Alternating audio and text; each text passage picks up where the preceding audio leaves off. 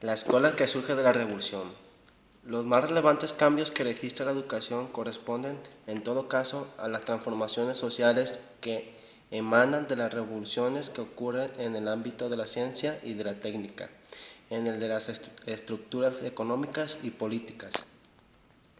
Los eslabones que siguen en la cadena histórica se sueldan a los periodos en el que la Reforma, la Constitución y la República llegan a puerto de salvamento tras el episodio del cierre de las campanas, en manos de la generación formada por las aulas escolares liberadas de la escolástica colonial y madura políticamente en las luchas internas y externas de las que México sale avante, pues entonces cuando el país entra plenamente al escenario universal como Estado, como nación y como pueblo.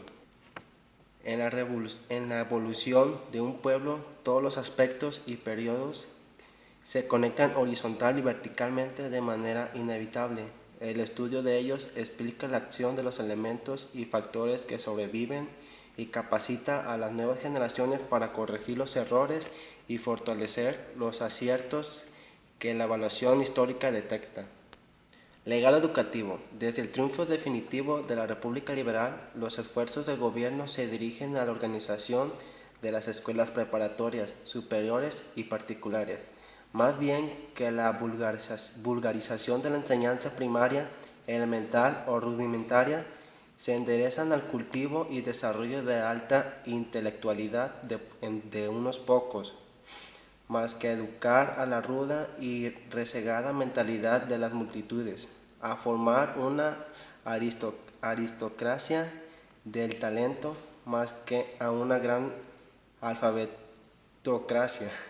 La administración de Díaz sigue el mismo derrotero, da impulso a las escuelas preparatorias normales y de artes y oficios, pone especial atención a las bellas artes y en las profesionales de jurisprudencia, medicina y minería, funda el Consejo General de la Educación Pública, abre la Escuela de Altos Estudios y finalmente inaugura de manera solemne y rumbosa la Universidad Nacional. Pero uno de los esfuerzos más significativos para la formación de la doctrina de la Revolución es sin duda alguna el que se lleva a cabo en el Estado de México en 1915, gobernado y comandado por el general Pascual Morales Molina, quien dispone la creación de las escuelas del lugar, cuyo principal objeto es perfeccionar las industrias, artes y oficios de creación mexicana a que se dedican nuestros indígenas. El solo nombre expresa toda una filosofía y una sociología educativa, pues la población que dispersa la conquista, margina la colonia, moviliza la reforma, somete la dictadura y vitaliza la revolución, requiere que cada comunidad tenga una escuela de acuerdo con sus necesidades y características regionales, económicas, políticas y culturales, previamente estudiadas y jerarquizadamente atendidas para orientar y conducir la acción comunal hacia los planos superiores de vida. La idea de estandarización con moldes transnacionales empieza a ceder al paso a la acción socializadora del potencial humano inmerso en toda comunidad. La doctrina y mecanismos son sencillos. Se estudian las condiciones socioculturales predominantes en cada lugar, en su vivir cotidiano, y con ese marco de referencia se crea ahí la escuela capaz de movilizar las fuerzas internas y el potencial humano del lugar, para impulsar el desarrollo de la comunidad entera hacia mejores niveles de vida. Esa es la comunidad escuela de la revolución, concibe para fortalecer la vida de los pueblos y evitar la desintegración, por lo cual se puede afirmar que con esos ingredientes empieza a formar fuerza la escuela auténticamente mexicana. Madero encabezó la revolución, Zapata y Villa la continuaron. Carranza le dio una constitución. Con Obregón y Calles la revolución se encausa de manera definitiva. Con ello surgen instituciones de toda índole en beneficio de los grupos populares. En materia educativa, se conciben importantes instituciones que, a decir verdad, gritan y conmueven de manera benéfica los grandes núcleos sociales de la sociedad y del campo. Por una parte, la enseñanza técnica y por la otra, la educación rural. La primera obra educativa, producto del movimiento revolucionario, lo constituye la creación de las escuelas rurales. Las escuelas rurales nacen para servir a los grupos tradicionalmente marginados, los indígenas y los campesinos.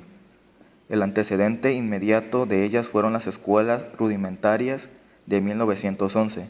Lamentablemente, la pobreza y la intensidad del movimiento revolucionario ya no fue posible seguirla sosteniendo a partir de 1916. Obregón toma conciencia del problema y la restablece en 1921. La Secretaría de Educación Pública, el nuevo ministro fue el licenciado José Vasconcelos, mismo que concibió y realizó la idea de enviar maestros en calidad de ambulantes a recorrer el país para localizar núcleos indígenas y estudiar las condiciones económicas de la región. Poco después de iniciada tan meritoria y difícil tarea, los maestros misioneros instruyeron a jóvenes para dejarlos como maestros rurales fijos, a quienes se les denominó monitores. Las instituciones que fueron establecidas bajo la dirección de esos nuevos maestros llevaron el nombre de la Casa del Pueblo. Al terminar el periodo presidencial de Obregón, había más de 1,039 planteles, con una población escolar de 65,000 alumnos, atendidos por 1,146 maestros. Durante el primer año de gobierno del general Calles, la organización de las escuelas rurales era todavía muy deficiente. Carecían de una teoría específica y de los elementos materiales más indispensables. La Junta de Directores de Educación Federal aprobó la estructura pedagógica de las escuelas rurales, basados en los principios de la escuela activa y del trabajo. Las conclusiones de la ponencia sobre la escuela rural presentadas en 1921 por el profesor José María Bonilla, una de las cuales fueron: la escuela rural debe capacitar a los niños y adultos campesinos para mejorar su vida, enseñar menos en las aulas y más fuera de los salones, a través de la experiencia. Las escuelas de cada región deben tener su programa particular, cultivo inteligente de la tierra y la explotación racional de las industrias. A través de la escuela rural se aspira a un estado de mayor equidad y justicia, combatir el fatanismo y el alcoholismo y las uniones sexuales prematuras. Uso del idioma castellano, piedra angular de ideas nacionalistas. Deben comprender todos los grados, desde el más modesto hasta el más elevado. La escuela rural es mixta con fin de lograr la armonía entre hombres y mujeres, elevar el nivel social y económico de la penoda de las haciendas. A fines del año de 1926 existían en el país 2,000 escuelas rurales y en 1934 ascendía el número de ellos a 8,000. La escuela rural primaria recibió un vigoroso impulso con la creación de las misiones culturales, una de las instituciones más originales de la pedagogía revolucionaria mexicana. Las misiones culturales se fundaron con el fin de mejorar la preparación de los maestros del campo. La escuela rural llegó a ser motivo de elogio y de admiración en el mundo entero. Las misiones culturales. La escuela rural es el eje sobre el cual gira el sistema educativo de la revolución, mismo que conduce al pueblo mexicano hacia la realización. Las misiones culturales, como las escuelas normales, rurales y urbanas, las tecnologías y las secundarias, y más tarde las centrales agrícolas y las regionales campesinas, son solo instituciones complementarias de la educación rural. Los departamentos de psicopedagogía e higiene y el eje de bibliotecas, las escuelas de pintura al aire libre, la oficina de extensión educativa por radio y la estructura misma de la Secretaría de Educación Pública responden a la apremiante necesidad de educar a los campesinos e indígenas. Algunos consideran a las misiones culturales como escuelas normales ambulantes. El papel de las misiones culturales es el capacitar maestros sin más preparación que su buena voluntad, su celo de misioneros y su calidad de líderes sociales. Ellas los ayudan a mejorar su trabajo por medio de los institutos que se convierten en verdaderos centros de cooperación pedagógica, en los cuales se trabaja durante 4 a 6 semanas en la resolución de los problemas de regiones estudiadas previamente. Su didáctica. La escuela rural considera que las lecciones de geografía no tienen un programa especial, sino que se recorren las comarcas para observar la procedencia de las materias primas, la ubicación de las poblaciones, los medios de vida, necesidades, ocupación e ingresos de sus habitantes.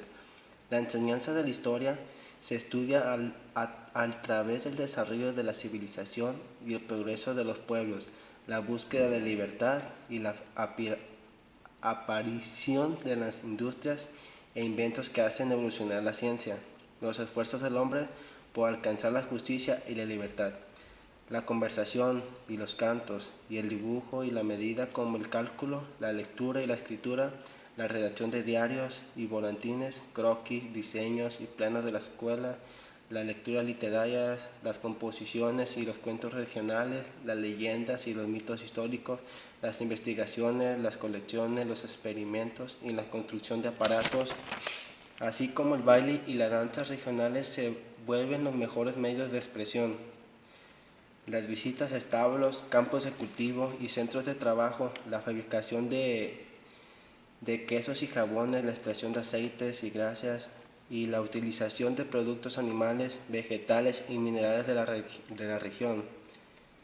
La alfarería, la cestería, la confección de juguetes, tejidos de fibras, carda de lana o despepite de algodón, la cinturía, la carpintería, la herrería, la albañilería, la cantería y la mecánica, si es posible, el manejo y arreglo de máquinas de coser, de relojes y de aparatos de radio, el tractor, la trilladora, el automóvil y de aparatos que simplifiquen el trabajo y aumenten la utilidad de la materia prima, son las actividades que conducen el proceso de la enseñanza y el aprendizaje. Este plan trajo que guía a la escuela rural mexicana, titubeante al principio, vigoroso cuando se asienta en las estructuras sociales en donde opera, se encaja hasta el fondo de las comunidades rurales con extraordinaria sencillez para levantar desde ahí el edificio de la educación nacional. Este es auténticamente un poema pedagógico que surge de la realidad nacional para materializar la rústica filosofía de la población rural.